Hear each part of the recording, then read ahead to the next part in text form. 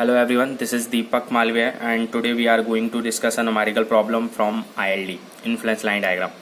Already इससे पहले कई प्रीवियस लेक्चर्स में दे चुका हूँ ILD के ऊपर, जिसमें आप लोगों ने डिफरेंट टाइप के केसेस की स्टडी की थी और कई टाइप के न्यूमेरिकल्स भी मैं आपको बता चुका हूँ. बाइंडिंग मूवमेंट आपका लास्ट लेक्चर से चल रहा था, जिसमें लास्ट लेक्चर में मैंने आपको number of loading, moving loading की वजह से, व्हील लोड की वजह से नंबर ऑफ लोडिंग अगर ऐड कर रही है तो किसी सेक्शन पे बाइंडिंग मूवमेंट कैसे निकालते हैं उसके लिए मैंने लास्ट लेक्चर आपका दिया हुआ है. और इस लेक्चर में मैं आपके साथ डिस्कस करने वाला हूँ एक न्यूमेरिकल जिसमें हमें किसी गिवन सेक्शन पे मूवमेंट ही निकालना है, लेकिन यूडीएल के लिए हमको निकालना है. यूनिफॉर्म डिस्ट्रीब्यूटेड लोड अगर एक्ट कर रहा है तो कैसे कैलकुलेशन करते हैं वो हमें निकालना है. तो उसके लिए मैंने यहाँ पे न्यूमेरिकल लिया हुआ है. A live load of 80 kilonewton per meter moves on a simply supported girder of span 12 meter. Find the maximum bending moment which can occur at a section 4 meter from lamp end. इसमें मेरे को एक question दिया हुआ है जिसमें बोला है कि एक ग्रेडर है या आप जिसको बीम बोलेंगे, जिसकी टोटल स्पान 12 मीटर है. इसमें लेफ्ट एंड से 4 मीटर पे एक सेक्शन कट करना है डी, तो रिमेनिंग ये बचेगा आपका 8 मीटर. और उसके एक ऊपर यूडीएल लगा हुआ है थ्रू आउट द स्पान, पूरे स्पान पे एक लोड यूडीएल लगा है 80 किलो न्यूटन पर मीटर का. तो इस लोडिंग की वजह से ये डी के ऊपर मैक्सिमम मूवमेंट निकालना है. तो यहाँ पे ये क्वेश्चन बहुत सिंपल है. यूडीएल के दो टाइप के केसेस बनते हैं. एक तो ये कि फुल स्पान पे अगर यूडीएल दिया है तो केस बहुत सिंपल हो जाएगा, फिर आपको कुछ करना ही नहीं. और दूसरा केस होता है कि अगर हाफ स्पान पे यूडीएल दिया है तो फिर आपको देखना पड़ता है कि यूडीएल का प्लेसमेंट कैसे करें. जैसे हाफ स्पान पे देता है कि 12 मीटर है लेकिन सिर्फ 4 मीटर या 5 मीटर या 6 मीटर पे यूडीएल लगता, तो उस केस में फिर आपको यूडीएल का प्लेसमेंट करना रहता है कि यूडीएल मैं यहाँ लगाऊं या यूडीएल मैं बीच में लगाऊं या यूडीएल मैं यहाँ लगाऊं, जिससे डी पे मैक्सिमम मूवमेंट आएगा. तो उस कंडीशन में हमें प्लेसमेंट ढूंढना पड़ता है. लेकिन अभी के केस में थ्रू आउट द स्पान लगा है तो हम इसको प्लेसमेंट करने की जरूरत नहीं, क्योंकि ऑलरेडी पूरे स्पान पे लगा है. तो हम इसको आगे मूव करें या पीछे मूव करें उससे कोई फर्क नहीं पड़ेगा. तो ऐसे केस में अगर फुल स्पान पे दिया है तो बहुत सिंपल है कि आपने वही कंडीशन लिख दी कि ए बी द बीम है, डी पे सेक्शन है जो कि 4 मीटर फ्रॉम लेफ्ट हैंड से लिया है, और hence for the condition of maximum bending moment at any given section the whole span must be loaded. तो ये पूरी स्पान लोडेड है, तो इसलिए आपको पता है कि मैक्सिमम मूवमेंट डी के लिए अपन जो आई ड्रॉ करते हैं इन्फ्लुएंस लाइन वो ऐसे ड्रॉ करते हैं. ये जो हाइट होती है वो ए बी बाय एल के बराबर होती है. ये 4 मीटर है, ये आपके पास 8 मीटर दिया हुआ है. आपको कुछ नहीं करना, सीधा हाइट ऑफ आई डी निकाल लेनी है पहले ए बी बाय एल से. तो A B by L A कितना है 4, बी कितना है 8, डिवाइड बाय एल कितना है 12, तो ये हाइट निकल गई. उसके बाद maximum bending moment eight D निकालना है. तो सीधा लिखिए, मैंने आपको बताया था कि कभी भी जब हम यूडीएल के लिए कैलकुलेशन करते हैं, मैंने आपको शेयर फोर्स के न्यूमेरिकल्स में भी बताया है, मोमेंट के न्यूमेरिकल में बताया है कि जब यूडीएल के लिए हम आई कैलकुलेशन करते हैं तो उस कंडीशन में हम लोग क्या कहते करते हैं, लोड ले लेते हैं into area of I D ले लेते हैं. तो यहाँ पे मैंने वही लिखा है, मैक्सिमम मोमेंट एट डी निकालना है तो मैं load into area of I D ले लूँगा. तो लोड कितना है 80 किलो न्यूटन पर मीटर. ठीक, तो मैंने लिखा load 80 into area of I D. पूरे पे यूडीएल लग रहा है, मतलब ये पूरा एरिया आएगा, पूरा का पूरा ट्रायंगल आएगा. तो पूरे ट्रायंगल का एरिया लेंगे तो ट्रायंगल का एरिया क्या होता है, हाफ इंटू बेस. तो हाफ इंटू बेस टोटल कितना है 12 इंटू हाइट. हाइट कितनी है इसकी, यहाँ निकाली 8/3. ये पूरा ले लिया तो कितना है 1280 किलो न्यूटन मीटर. यही इसका मैक्सिमम मूवमेंट है एट पॉइंट डी. ये है आपका maximum movement at point D. क्या किया, load into area of I D into, तो लोड 80 है, हाफ इंटू बेस कितना है 12 इंटू हाइट कितनी थी अभी पीछे निकाला था 8/3, तो इससे ही आ गया 1280 किलो न्यूटन मीटर.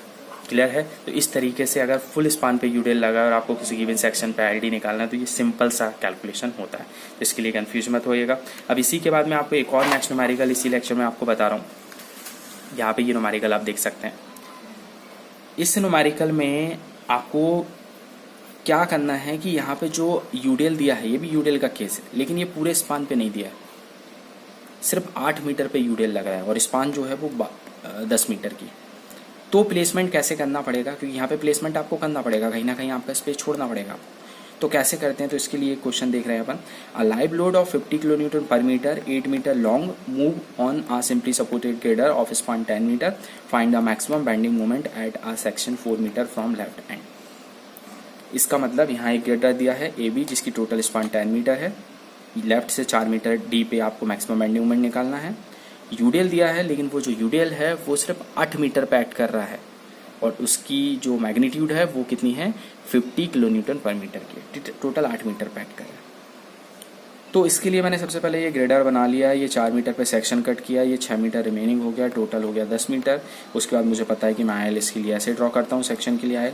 तो आयल ड्रॉ किया, ये हाइट होती है ए बी बाय एल, तो मैंने ए बी बाय एल लिख दिया. क्लियर. इसके बाद हम लोग आगे जाएंगे। अब ये यूडीएल को कैसे प्लेस करना है।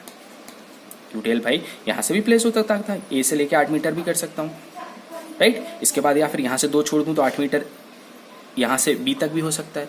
लेकिन वैसे नहीं करना ना, आपको वैसे करना है कि जिस पे डी पे मैक्सिमम मूवमेंट है, डी पे मैक्सिमम लोडिंग, तो उसको पता कैसे करना पड़ेगा कि आपको इस तरफ कितना रखना है, इस तरफ कितना करना है। तो पॉइंट लोड होते हैं तो आप तो एवरेज निकाल लेते हैं एडी और डी बी करके, जो मैंने लास्ट न्यूमेरिकल में बताया था, तो एवरेज से निकल जाता है। बट यहाँ पे तो एवरेज नहीं कर सकते ना, क्योंकि थ्रू आउट द लोड है, यूनिफॉर्म लोड है यहाँ पे। तो आप ऐसे केस में आप लोग क्या करेंगे, तो मैंने यहाँ पे पहले कोई कंडीशन लिखी है, let A B the girder and D the section, let loading move toward the right end head of the load at distance Z meter of the section D. तो जब यूडीएल का केस होगा तो आप क्या करिएगा, आप ये कंसीडर करिएगा, मैंने ये एज्यूम किया है कि जो मेरा यूडीएल है उसका जो हेड है, हेड मतलब इस तरफ मूव कर रहा है लोड, तो उसका हेड ही होगा। ये जो हेड है वो डी से जेड डिस्टेंस पे है, पहले आपको ये डिस्टेंस निकालनी पड़ेगी। मैंने क्या माना है कि जो यूडीएल है उसका जो हेड है, हेड मतलब ये जो है वो जेड डिस्टेंस पे है, ये हेड है, हेड डी से जेड डिस्टेंस पे है, जेड डिस्टेंस मैंने माना। तो जेड डिस्टेंस मानने के बाद फिर मैं वही कंडीशन लगाऊंगा, average load on AD equal DB होता है, तो एडी इक्वल बीडी या डीबी आप लिख लीजिए। अब इसके बाद एडी पे एवरेज लोड कितना है, तो एडी पे एवरेज लोड आपका हो जाएगा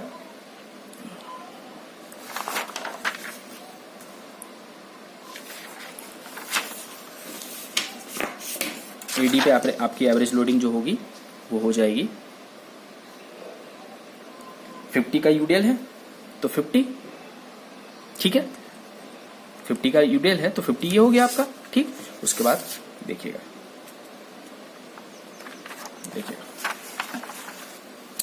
ये डिस्टेंस को आपने क्या माना है, जेड।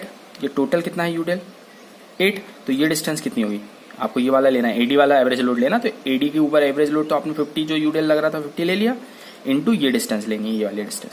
तो ये डिस्टेंस कितनी हो जाएगी आपकी, ये टोटल 8 है, उसमें से ये जेड माइनस कर दिए तो ये आ जाएगी। तो ये डिस्टेंस आपकी क्या बनेगी, ये बनेगी आपकी 8 माइनस जेड, ये वाली डिस्टेंस यहाँ से लेके यहाँ तक, ये 8 माइनस जेड बनेगी। तो आपने यहाँ पे क्या लिखा है 50 इंटू 8 माइनस जेड, ठीक है।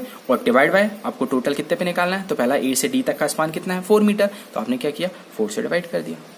तो पहले आपने यूडीएल लिया 50, कितने के ऊपर यूडीएल लेना है 8 माइनस जेड के ऊपर, और डिवाइड बाय उसका एवरेज करोगे तो एडी से डिवाइड कर देते हैं 4, तो 4 से आपने डिवाइड कर दिया। इक्वल होगा डीबी के, तो डीबी पे आप कितना लोड है 50 इंटू डीबी के ऊपर उसकी कितनी लेंथ अपन ले रहे हैं, तो डीबी के ऊपर अपन लेंथ ले रहे हैं उसकी, ये देख सकते हैं आप कितनी ले रहे हैं जेड, तो 50 इंटू जेड डिवाइड बाय कितना आ जाएगा 6। तो मैंने क्या लिखा 50 इंटू जेड डिवाइड बाय 6।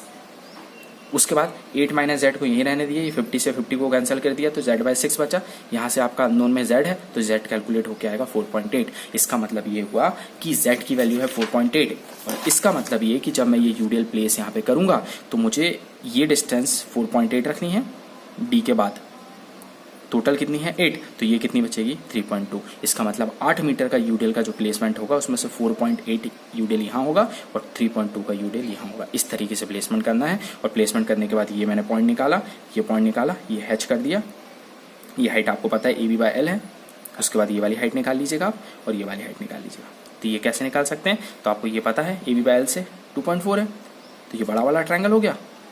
उसके बाद ये छोटा ट्रायंगल, तो वही perpendicular by perpendicular equal base by इसका बेस, इससे आपकी ये 0.48 हाइट आ जाएगी, ठीक है। अभी मैं आगे आपको निकाल के बता दूंगा। तो इस तरीके से आप इसकी हाइट निकाल सकते हैं। इसी तरीके से इसकी भी हाइट निकालनी है, ये बड़ा ट्रायंगल हो जाएगा और ये छोटा ट्रायंगल हो जाएगा, इसकी हाइट निकल जाएगी। हाइट निकालने के बाद अब हमको इसका मैक्सिमम मूवमेंट निकालना है। तो मैक्सिमम मूवमेंट कैसे निकाल सकते हैं, मैक्सिमम मूवमेंट एट डी आपको निकालना है।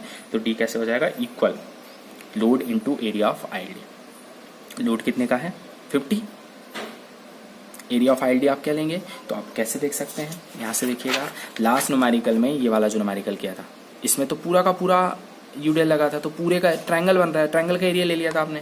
बट यहाँ पे ऐसा नहीं है, यहाँ पे आप देखिए ना, ये इतना है और इतने पे यूडीएल है, इधर तो यूडीएल नहीं है ना, तो आपको एरिया सिर्फ इतना लेना है, ये यहाँ से ये और ये इसका एरिया लेना है, ठीक है। और प्लस फिर आपको इसका एरिया लेना है, ये एरिया लेना है। तो इसका एरिया क्या होगा, ये ए है, ये ए है और ये बी है, तो ये ट्रापेजॉइडल बन रहा है। ट्रापेजॉइडल का एरिया क्या होता है, A plus B into H by 2, यही होता है। तो आप लोड लेंगे कितना 50 इंटू इसका एरिया प्लस फिर अगेन लोड 50 इंटू इसका एरिया, ठीक, तो अब इसको मैंने कैसे लिया है तो आप देख सकते हैं, लोड 50 कॉमन है दोनों में, तो 50 को कॉमन रख लिया। इसका एरिया, तो पहले वाले ट्रापेजॉइडल का एरिया कितना होगा, a plus B into H by 2 होता है, तो a कितना हो जाएगा 0.48, b कितना हो जाएगा 2.4 divide by into H by 2, तो h कितना है, ये डिस्टेंस ये कितनी है 3.2 डिवाइड बाई 2, तो 3.2 divide by 2 plus load common चला गया था 50 इंटू अब इसका एरिया, तो अब ये वाले का एरिया लेंगे, तो इसका ये कितना है 0.48 और b कितना है 2.4 डिवाइड बाय मतलब 4.8 डिवाइड बाय 2, तो आपने क्या लिया 2.4 प्लस 0.48 4.8 डिवाइड बाई 2 इसका एरिया। इसका टोटल करेंगे 576 किलो न्यूटन। इस तरीके से आप इसका भी मूवमेंट निकाल सकते हैं। ठीक है, तो इस तरीके से आपने इसका मूवमेंट निकाल लिया। बस इतना ध्यान रखिएगा कि यहाँ पे आपको सबसे पहले Z निकालना पड़ेगा, और उसका रीज़न है कि जिस तरीके से मैंने आपको पॉइंट लोड पे बताया था कि जैसे जैसे पॉइंट लोड को आप डी क्रॉस कराते जाते हैं तो डीवी पे आपका एवरेज बढ़ता है और एडी पे कम होता है। इसका मतलब जिस लोड की वजह से डीवी पे बढ़ रहा है और एडी पे कम हो रहा है, इसका मतलब वही लोड को आपको डी पे रखना है।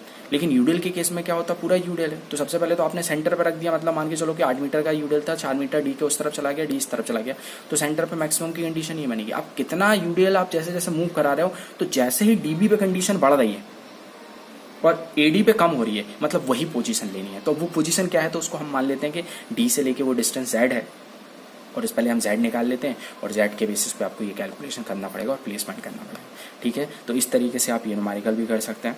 बस यहाँ पे याद रखिएगा कि Z का कैलकुलेशन थोड़ा सा, हाँ एक और चीज़ मैंने अभी आपको जो ट्रायंगल वाले बताया वो perpendicular by perpendicular equal base by base होता है। सिंपल सा बेसिक सा कॉन्सेप्ट है, अगर वो ना निकलते बने आप तो बता दीजिएगा।